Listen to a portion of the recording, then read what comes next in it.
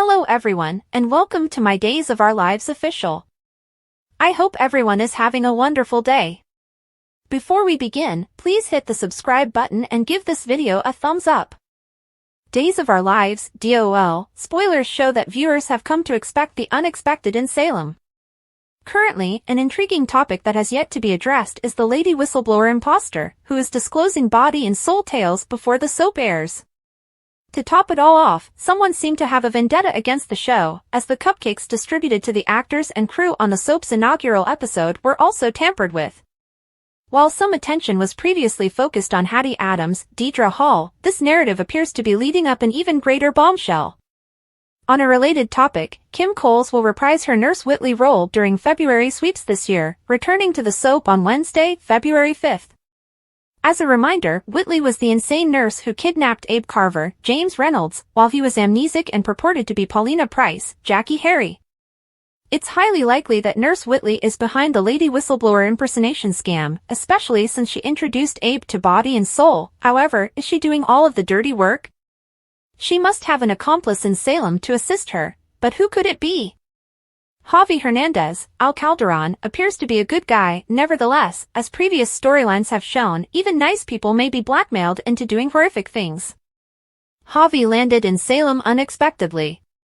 Sure, he has a family tie to Rafe Hernandez, Galen Gehring, and Gabby Hernandez, Sherry Jimenez, but there may be more to his entrance in the little village.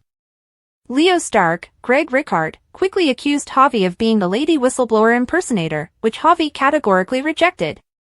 Is Javi playing it cool on purpose? Instead of attempting to show his innocence, he yelled at Leo for accusing him of such a thing. Was Javi hoping that by rejecting Leo's claims and dismissing him, he would fall for the ploy and return to Javi, pleading for his forgiveness, reopening the door to further body and soul information? Given that fans don't know where Nurse Whitley is, might she and Javi have met before he arrived in Salem? Perhaps she's blackmailing him into giving her the body and soul spoilers and assisting her in this scheme?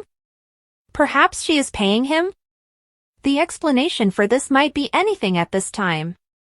Days of Our Lives spoilers tease some surprising revelations about this storyline and revealing the genuine lady whistleblower imposter, so it'll be interesting to see who's behind it all, and if this was a one-person operation or whether other people were involved. CDL is your one-stop shop for the latest Days of Our Lives spoilers, updates, news, and predictions, so check back frequently to receive all the DOL intel you need. Belle admitted that EJ had not taken the news well, but since their relationship was already rocky, she felt she could handle him. Marlena inquired about Sean. Belle stated that Sean was delighted for her, but she was scared to see her soon-to-be ex-husband every day. Someone just knocked on the door. Belle responded, and it was Sean. Sean handed Belle a box of EJ's old files. He suggested Belle should reconsider the cases after EJ declined to prosecute them. Belle expressed gratitude to Sean for his assistance. He expressed confidence that someone was in control and would look out for the town rather than themselves. Sean had to go for work, but Marlena assured him that he was always welcome at her home. After Sean left, Marlena complimented Belle on the couple's maturity in dealing with the divorce.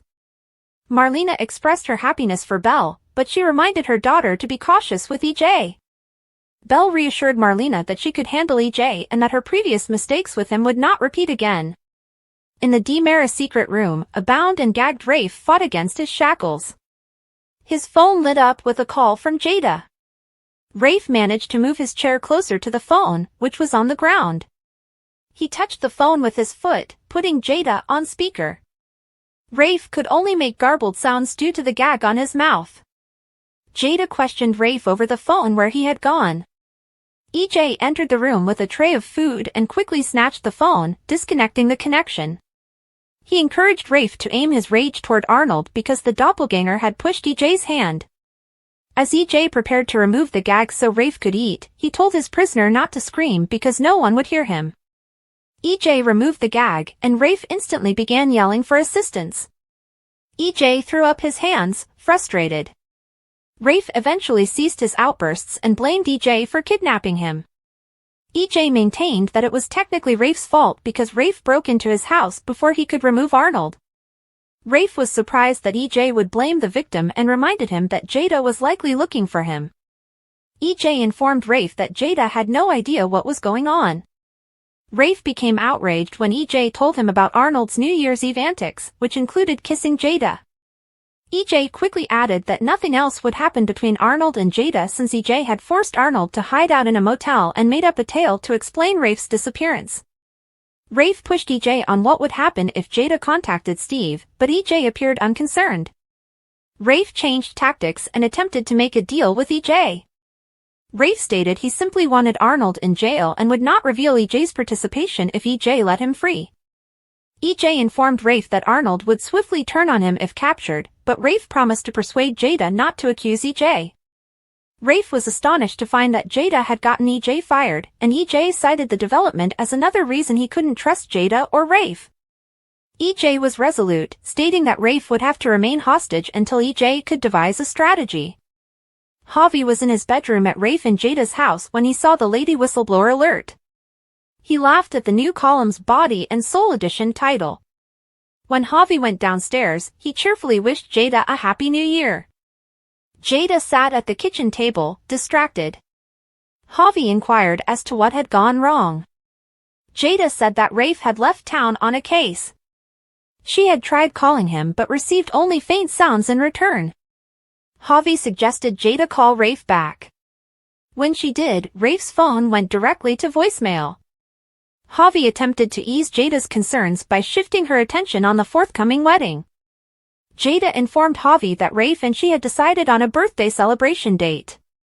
She explained that because they had previously married other people, they both desired something modest. Javi objected to the concept of a modest ceremony and insisted on taking over wedding planning tasks. Jada surrendered and thanked Javi on his great gift. He confessed that he had a unique connection to the event because Jada was wearing his mother's ring. Jada began to apologize for Javi not having the ring, but he dismissed it. Javi lamented whether he would ever have a fiancé.